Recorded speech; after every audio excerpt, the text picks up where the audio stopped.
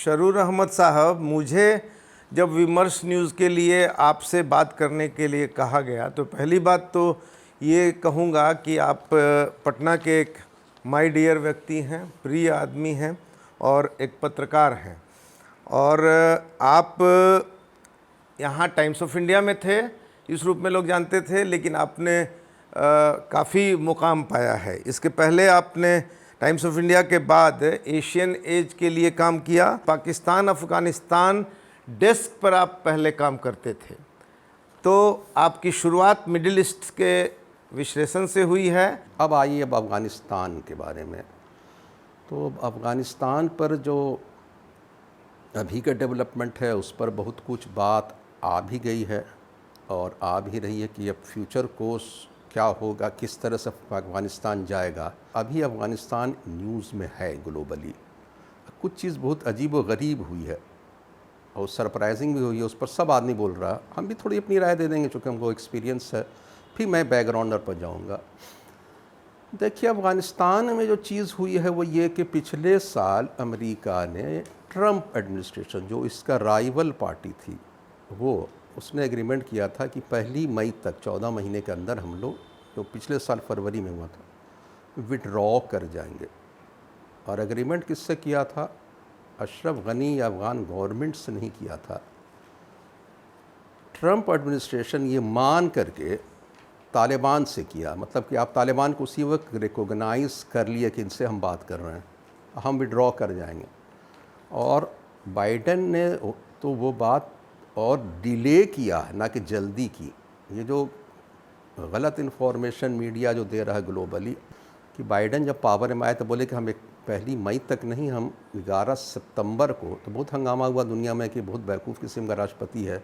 11 सितंबर date रखा, जिस दिन वर्ल्ड ट्रेड सेंटर अटैक हुआ तो उसको कह रहा कि हम विड्रॉ करेंगे, तो उसको जल्दी से घटा कि 31 अगस्त तक हम विड्रॉ करेंगे। तो 31 अगस्त से पहले तालिबान पावर में आ गए वहाँ, और आप उससे पहले ही छोड़ने लगे बगराम एयरपोर्ट वगैरह, तो जुलाई ही में आपने छोड़ दिया। और ये सब कहना कि एक बैग छोड़ के चले गए और बताया नहीं, ये कुछ कहानियाँ भी बना दी जाती हैं। वो ये कि भाई फ़ौज जा रही है, यहाँ एक आदमी पटना से दिल्ली या पटना से बॉम्बे सफ़र करने जाता तो मालूम तो हो ही जाता है। वो बगराम एयरबेस छोड़ रहा था, अफ़गान गवर्नमेंट को कैसे नहीं मालूम हो पाया कि भाई ना अमेरिकन एग बैग चले गए। ये सब एग बैग नहीं को जाता है, सब समझी हुई बात थी। हाँ, सिचुएशन आउट ऑफ हैंड हो गया है तो अब कहा जाता है कि वो छोड़ के चले गए, वो छोड़ गए। अब ब्लेम गेम चल रहा है और ये ब्लेम गेम चल रहा है। देखिए, अमरीकी फ़ौज हर जगह रहती है, बहुत जगह पर, मत हर जगह मैंने बहुत जगह पर है। आप जापान ही में हैं, साउथ कोरिया में हैं, तो हट गए क्या? नहीं हटे। क्यों नहीं हट रहे हैं भाई? जापान में तो आर्टिकल 9 गलबन है कॉन्स्टिट्यूशन में, उसके हिसाब से अब जापान गवर्नमेंट अपनी फ़ौज भी नहीं रख सकती सेकंड वर्ल्ड वार के बाद। उसका समझिए कि अमेरिकन ही देख, अमेरिकी फ़ौज इसलिए अफ़गानिस्तान से हट गई या जापान से नहीं हटती या कहीं और से नहीं कि वो इनसिक्योर महसूस कर रही है, उसको सिक्योरिटी पर ज़्यादा ख़र्चा करना पड़ रहा है और एक साइकोलॉजिकल प्रेशर में। दूसरा ये कि वो घेरा रही है, सिर्फ तालिबान फैक्टर नहीं है, influence of China, Russia, Iran, इधर पाकिस्तान, चूँकि लैंड लॉक्ड कंट्री, अफ़गानिस्तान में इंटरेस्ट, मिडिल ईस्ट में बहुत जगह, इराक़ में हट जाना, अमेरिका की लगातार पीछे हो जाना, तो ये कंसंट्रेट कर रहे हैं क्वाड पर ज़्यादा, इंडो पैसिफिक पर, इंडिया, ऑस्ट्रेलिया, जापान, अमेरिका। तो वो सब फैक्टर्स, उसको कभी हम लोग यहाँ पर डिस्कस करना कोई बहुत ये नहीं। अभी हम लोग को तालिबान तक ये बात को, या अफ़गानिस्तान में डेवलपमेंट है वहाँ तक कॉन्फाइन करना चाहिए।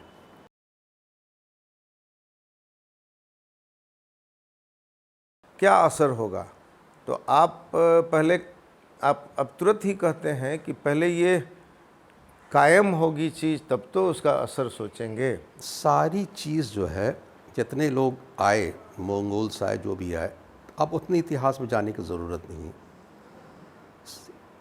थोड़ी सी और हम जंप कर जाते हैं। ब्रिटिश और रशियन का हमेशा ये राय रही है, जब पीटर द ग्रेट के ज़माने से आप देखिएगा, एकदम हम आपको 16-17 सेंचुरी से ले जाएंगे, रशिया का जो एक्सपेंशन इधर हुआ, सेंट्रल एशिया की तरफ, तो रशिया हमेशा चाहा, और सोवियत यूनियन आने के बाद भी उसकी एक रही ड्रीम, सपना, कि अफ़गानिस्तान भी उसका हिस्सा रहे। ताजिकिस्तान, उज़्बेकिस्तान वगैरह था ही, उसके बाद बलूचिस्तान के थ्रू या किसी ईरान के थ्रू कुछ भी वो अरेबियन सी आ जाए।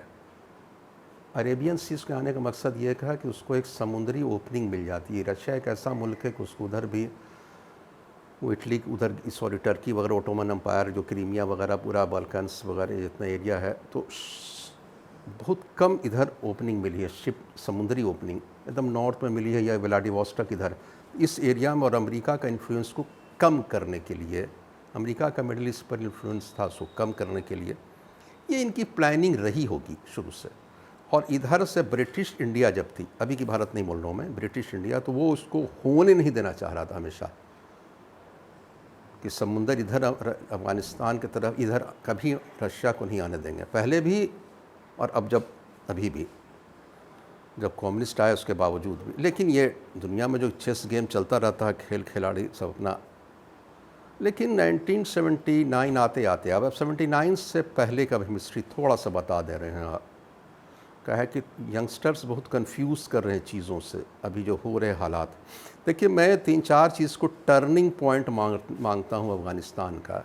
अफ़गानिस्तान में राजा किंग ज़ाहिर हुआ करते थे, ज़ाहिर शाह, और वो 17 जुलाई 1973 तक, 48 साल, ये हिस्ट्री को समझना पड़ेगा। अभी तालिबान क्यों आ गए, और तालिबान किन किन फेलियर का नतीजा है, कौन कौन सी नाकामी का नतीजा ये एक फोर्स निकल गई। अब आप कहते हैं कि ये पीछे चले जाने वाले लोग हैं, तो पीछे आगे चले जाने वाले लोग जो थे, ले जाने वाले लोग, उन्होंने कहाँ अफ़गानिस्तान को डिच किया, धोखा दिया कि अफ़गानिस्तान पीछे गया रहा। अब ये अलग बात है कितना दिन जाएगा ना जाएगा, संभाल पाएंगे ना संभाल पाएंगे, पहले तो 5 साल में वो ये हो गया, ये हम अभी प्रेडिक्ट वगैरह नहीं करने जा रहे हैं, हम बहुत से लोग करेंगे, एक्सपर्ट्स बैठे हुए हैं।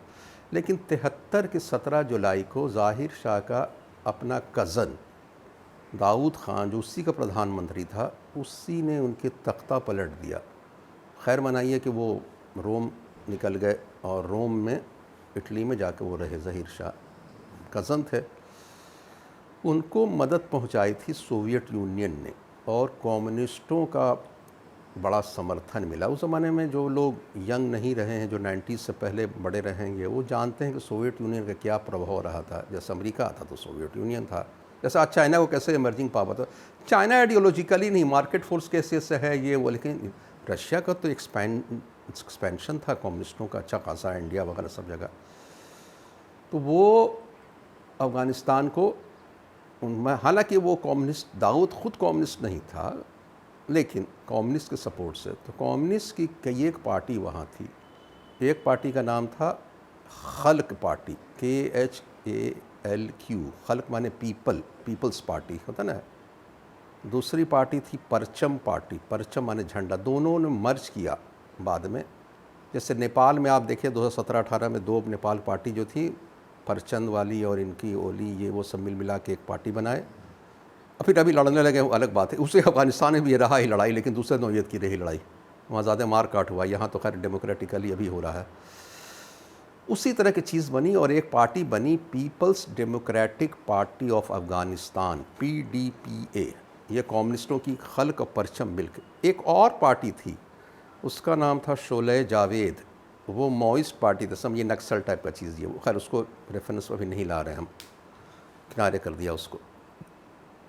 ये दोनों पार्टी मिल कर के 77-78 में एक पावरफुल कम्युनिस्ट पार्टी बनी, और 78 में अब ये लोग मिल कर के एक तख्ता पलटा, आर्मी में मिल कर के। अब वही दाऊद जो सोवियत यूनियन के सपोर्ट से आया था, उसका इन लोग कम्युनिस्टों के सपोर्ट से आया था।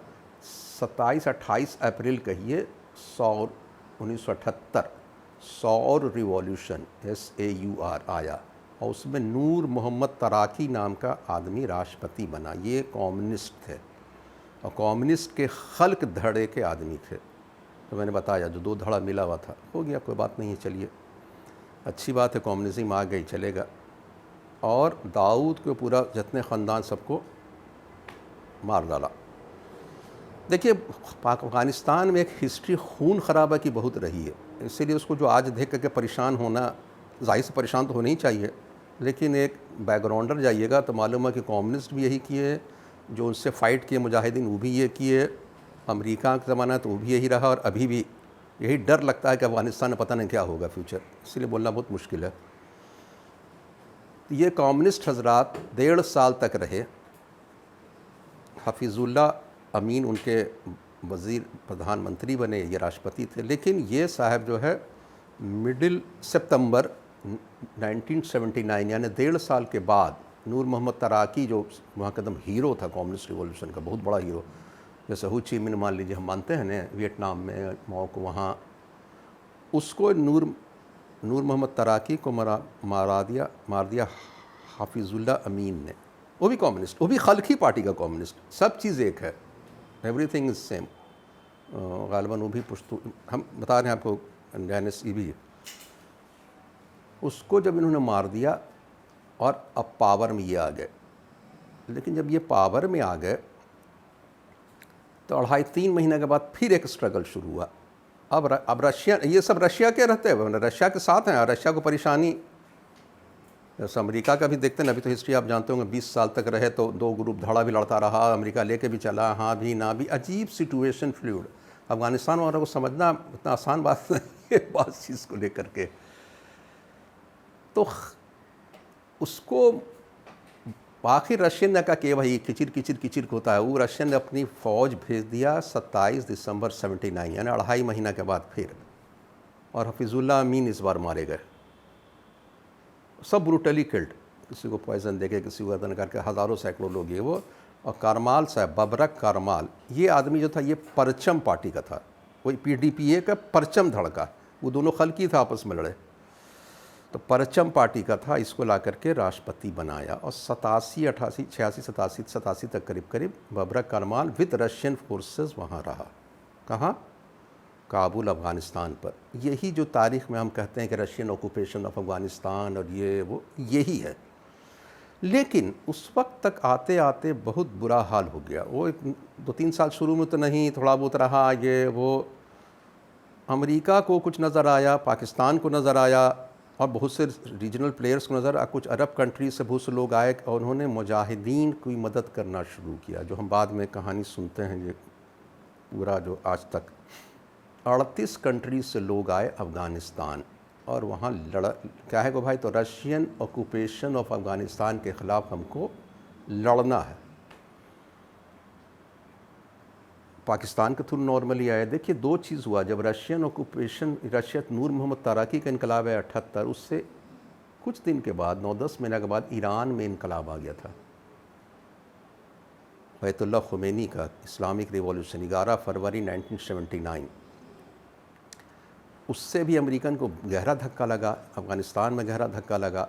और चूँकि शाह ईरान जो था उससे पहले, ख़ुमैनी से जो पहले थे, वो एकदम इनके आदमी थे, अमेरिका के आदमी थे। रेफ्यूजीज़ जो अफ़गानिस्तान से जो भागे रशियन ऑक्यूपेशन के बाद, तो कुछ तो ईरान, हेरात वगैरह की तरफ के लोग ईरान गए, और इधर के लोग पाकिस्तान ज़्यादातर आए। उसी में से लोग क्रिएट हुए और लड़ने के लिए तैयार हुए। अमेरिकन फाइनेंस हुआ, मदद हुआ, और कैसे कैसे स्ट्रिंगर मिज़ाइल और ये वो, अब तो बहुत कुछ आ रही बात जानते ही होंगे आप लोग, बहुत कुछ लड़ाई हुई, और रशियन फ़ौज को अल्टीमेटली 1988 आते आते तक करीब हटाने का सिलसिला शुरू हो गया। उस वक्त तक गोर्बाचोव राष्ट्रपति बन गए थे, और वो बहुत अच्छी स्टेप लेने के, भाई कम्युनिज्म में बहुत गड़बड़ हो रहा है, ये है वो है, और वो विड्रॉ कर लिए अपने फ़ौज को। और वो इस बार बबरक करमाल को ले गए, और उन्हीं के परचम पार्टी PDPA कम्युनिस्ट पार्टी का जो परचम धड़े का दूसरा आदमी था डॉक्टर नजीबुल्लाह, उसको राष्ट्रपति बना के चले गए। नजीबुल्लाह 87 वगैरह पावर में जब आए, नजीबुल्लाह वो भी रशियन थे, लेकिन रशियन फ़ौज बुला लिए थे वापस, लेकिन मटेरियल मदद थी। जैसे अमेरिकी फ़ौज बहुत हद तक इधर 2-3 सालों में कम हो गई थी अभी, लेकिन अशरफ गनी के लिए मटेरियल मदद पूरी थी ना भाई। लेकिन रशिया धीरे धीरे खुद टूटने लगा। 91-92 आते आते तक आप पूरा देख के पूरी दुनिया जानती है कि रशिया खुद जो है, सोवियत यूनियन उस वक्त का 15 मुल्क में टूट के ये हो गया। जब वो बेचारा खुद टूट के अलग हो गया, तो वो अफ़गानिस्तान को कौन सी मदद करता। तो ये जो मुजाहिदीन का जो धड़ा था ये मजबूत हो गया। अमेरिका को एक बड़ा मोरल बूस्टर मिल गया, और अमेरिका 91 में इराक से पहली जंग, गल्फ याद होगा, जो कुवैत पर अटैक किया, ये वो उसको जीता हुआ दम दंदनाता फिर रहा था। ये बुश के फादर, बड़े बुश। तब हुआ ये कि मुजाहिदीन वहाँ पावर में आ गए। सब गेम जो बेसिकली वो पाकिस्तान ही के थ्रू हो रहा था। लैंडलॉर्ड कंट्री है सब, जो अमेरिका तो ईरान से कुछ कर भी नहीं सकता था गेम। और अमेरिका सिर्फ मटेरियल, अमेरिका लड़ा उड़ा नहीं, देखिए वो लड़ाई उड़ाई अमेरिका लड़ा उड़ा नहीं, कोई आदमी मारा उड़ा नहीं अमेरिका ने, लड़े इन्हीं लोग या अरब सा करके, जिसको बाद में बिन लादेन और जवाहिरी है ये वो जितने हैं वो। लेकिन अमेरिकन मटेरियल मदद, लड़ना अमेरिकन तो अभी 2001 के बाद से शुरू किया। उधर का ये अमेरिकन का इन्वॉल्वमेंट, रशिया के ख़िलाफ़ अमेरिका फील्ड में नहीं लड़ना चाह रहे थे। अरे वो हंगरी, स्लोवाकिया, ईस्ट जर्मनी में लड़वे नहीं किया, तो यहाँ क्या लड़ेंगे। और अमेरिकन को लड़ना नहीं था, अमेरिकन को लड़ने में मदद करनी थी कि फ्री में मिल जाए कोई कंट्री तो क्या हाल है। वियतनाम का बदला, इधर का बदला, हर जगह का हो जाएगा। खैर, लॉन्ग स्टोरी को शॉर्ट ये कर दे रहे हैं हम। लेकिन ये हजरात जिनको पावर में दिया गया, ये आपस में लड़ते रहे मुजाहिदीन। नतीजा ये हुआ कि वहाँ पर एक सोशल चर्निंग हुआ और लोग को बड़ी बेचैनी हुई। और एक दो घटना ऐसी हुई, कुछ क्राइम ऐसा हुआ, वारलॉर्ड्स कहलाने लगे, आधा वो ग्रुप, आधा वो ग्रुप, आधा वो ग्रुप। पंजशीर घाटी पर अहमद शाह मसूद का दबदबा, हिकमत यार का इधर, सयाफ साहब का उधर, और जो 21% जो ये हैं, जो आज तो सब साथ नज़र आ रहे हैं फ़िलहाल, लेकिन अब उधर हज़ाराज, तो हज़ाराज नॉर्मली शिया होते हैं। लेकिन उस वक्त शिया सुन्नी लड़ाई उड़ाई नहीं थे। देखिए, कहानी बहुत बढ़ा देते हैं लोग। जहाँ लड़ना होता तो शिया सुन्नी हो जाता है, नहीं लड़ना होता तो कोई शिया सुन्नी होता। औरंगज़ेब की माँ तो शिया थी ना, मुमताज़ बेगम, मुमताज़ महल। सबसे अच्छा हिस्ट्री तो वही है। तो ये बहुत कोर्डियल रिश्ता रहता है, जितने नवाब हैं, कितनी शादियात हुई हैं, लेकिन लड़ना होता तो शिया सुन्नी हो जाता है। तो ये मसला हुआ। ये मसला जब हुआ तो ये कंट्रडिक्शंस आपस में चलता रहा। तो तालिबान उसको एक्सप्लॉइट किए। तो 25-30 हज़ार लड़के थे, जो इसी मुजाहिदीन के लड़के जो आकर के मदरसा में रह गए, विड्रॉ कर गए, या जो पाकिस्तान अफ़गानिस्तान बॉर्डर पर बहुत से मदारिस थे और सबल्टर्न लोग थे ये लोग। तो इसको लोग इन्वॉल्व किए, भाई कंट्री में तो अनारकी फैली हुई है, ये वो। इन लोगों ने फ़ायदा उठाया। अब तो न रशिया है, न अमेरिका है, न कुछ है। इधर ज़ियाउल हक में मर गया, पाकिस्तान अपने टर्मोइल, बेनज़ीर, ये वो, सबको अपना इंटरेस्ट। सब छोड़ो भाई, जितना अफगानिस्तान में पर्पस, सब अमेरिका का पर्पस सब सोवियत यूनियन का ख़त्म हो जाना हो गया। हम क्या लेना, चाहे अफगानिस्तान जहन्नम में बने या मत बने। आज भी अमेरिका को क्या मतलब अफगानिस्तान से। मेरा पर्पस रहता तो रहते, वरना तालिबान के हाथ में जाए या ख़त्म हो जाए, हमको क्या लेना देना। मैटर ऑफ फैक्ट यही है, बाकी दुनिया प्रोपेगेंडा है।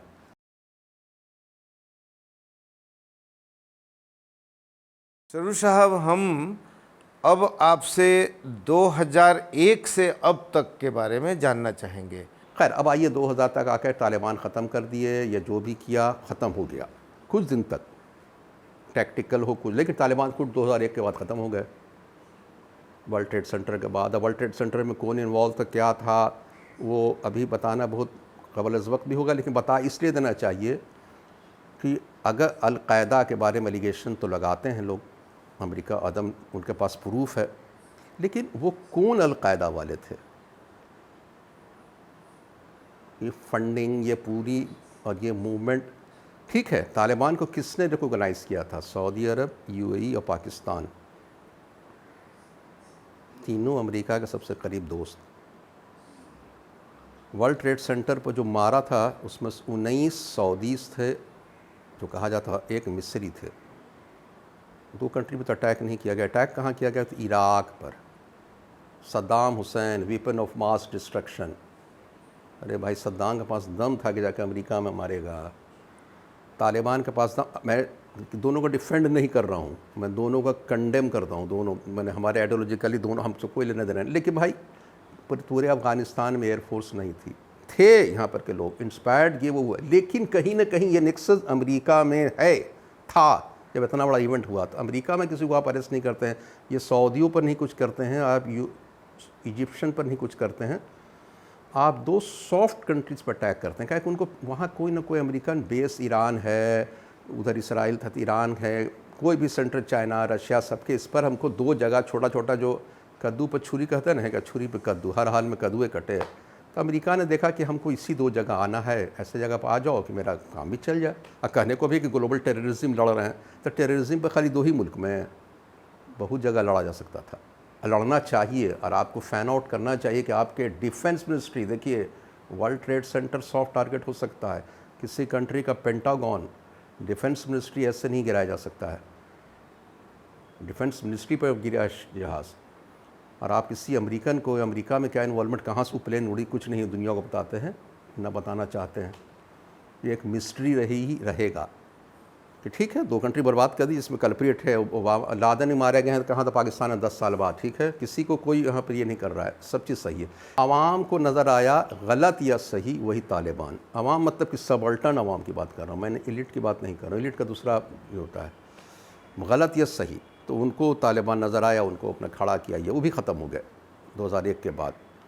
लेकिन बमबारी से रशिया ने, अमेरिका ने भी कोई अल्टरनेट चीज़ आप नहीं खड़ा पाया। पावर स्ट्रक्चर, ये पूरा सिस्टम खड़ा किया था। अशरफ गनी जो 24 साल तक अमेरिका में रहे थे 77 से 2001 तक, ये इराक़ के पीछे ज़्यादा कंसंट्रेट किए, क्योंकि इराक़ से फिर उनको दिलचस्पी उधर की हो गई, middle east politics, Syria, Iran, ये वो सब।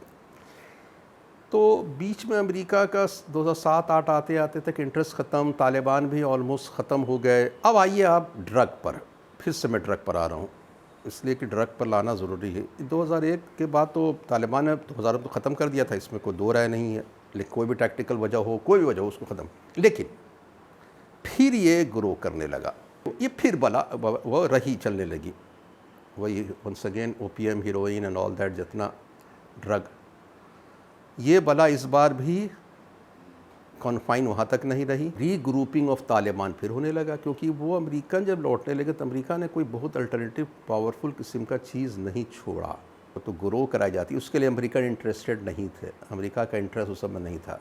ठीक है, लादेन मार दिया, उनको एक दुनिया में दिखाने को हो गया। बाद में 2011-12 के बाद क्या भाई, हमको क्या है इंटरेस्ट, ये मेरी इतनी फौज मर रही है, ये उड़ा हम जा रहे हैं, why should I be interested in Afghanistan, go to hell. ये वो आपने एग्रीमेंट किया अफगान गवर्नमेंट से नहीं, तालिबान। अगर आप तालिबान को टेररिस्ट ग्रुप मानते हैं तो आपको एग्रीमेंट करना ही नहीं था।